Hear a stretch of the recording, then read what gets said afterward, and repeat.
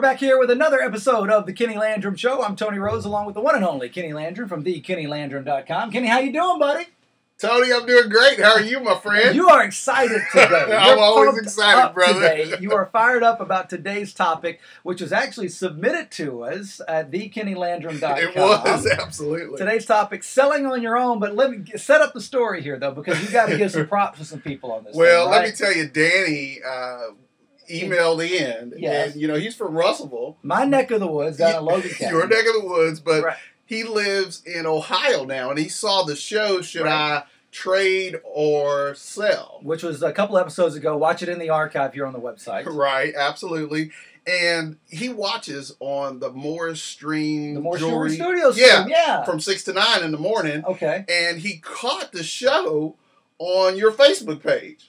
The power of your reach is amazing, Kinny Landrum. No, the power of your reach is amazing. And all your followers. That's right. You got there too. But that's important to know because especially when you start thinking about, getting educated about buying a car, selling a car, whatever it may be, you can do a lot of research and you can get you're more than just local. You can go nationwide in just a couple of clicks of the mouse. Absolutely. You sure can. Social media is powerful. All right. So let's get to his question, which is today's topic, selling on your own. He wants to sell his own vehicle, own his own, help him out. Right. Okay. Well, guess what? First thing is appearance. Man, that vehicle's got to look spot on. It's got to be clean. Right. It's got to look inside and out. It's got to be top. Okay, when you say that, that's more than just running it through the car wash. That's basically keeping your car detailed. Basically. Absolutely. People buy with their eyes first. Yeah, it's got to have some curb appeal, as they say in the real estate business. Appeal. Yeah, that's it. So keep it looking good. That's the first thing to keep in mind.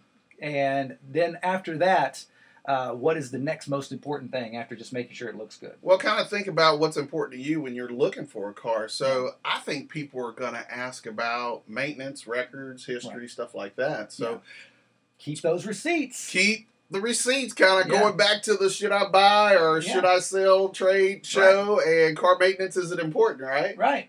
Hey, is it hard to sell a car at the end of the day? I mean, everybody's like, I'm going to throw a for sale sign in there and move on.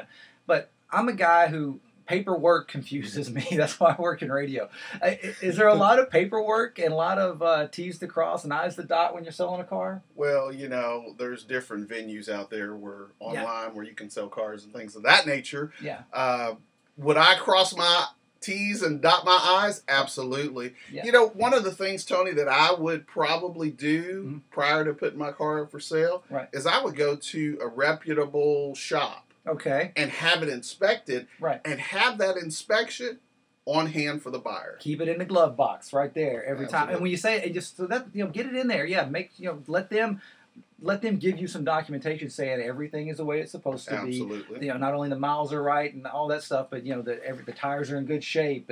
Everything in it works accordingly. So it's not just your word against theirs. You got something in writing to fall back on. Once again, everybody likes third-party verification. And again, go back and watch everything. It all ties together. If you watch all the past episodes of the Kinny Landrum Show at klandrum.com, it'll all tie together for you. Great topic though, right there. Oh yeah, absolutely. And as always, they can get in touch with you at klandrum.com for more information on that. Let's go to the inbox, the email inbox at klandrum.com. Today's email, another good one. We love getting these emails. Sarah in Morgantown says, I have 100,000 miles on my car. Will it affect my trade-in value? Good question, Tony.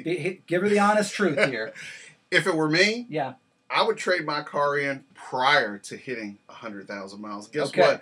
100,000 miles is kind of that benchmark. You know, if you've got a car that's got 92,000 miles on it, I trade it in prior to that because people like to hear that it's got less than 100,000 miles on it. So when you put that plus sign next to 100,000, it's like, I don't know. I got to still great cars out there that have 100,000+ miles on it. But once again, when you're trading your car in, you might want to consider trading it in before it hits the 100,000 mile mark.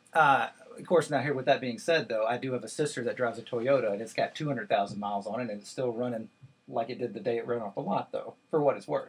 Toyotas are great vehicles. They've got a good history there, Toyota.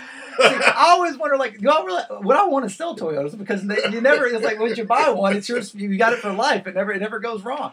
As always, if you got a question for Kenny to answer on the show, you'll get a gift card like Sarah did. You can submit your questions at thekinnylandrum.com. That's thekinnylandrum.com on the screen there at 270-779-2819. Anytime, Kenny will be happy to help you out with whatever your question may be. Absolutely, Tony. And get to the website, too. You got this tips for car buys, Absolutely. Right? TheKinnyLandrum.com, Kinny Landrum.com. Good seeing you as always, buddy. We'll be back here next week with another brand new episode of The Kinny Landrum Show.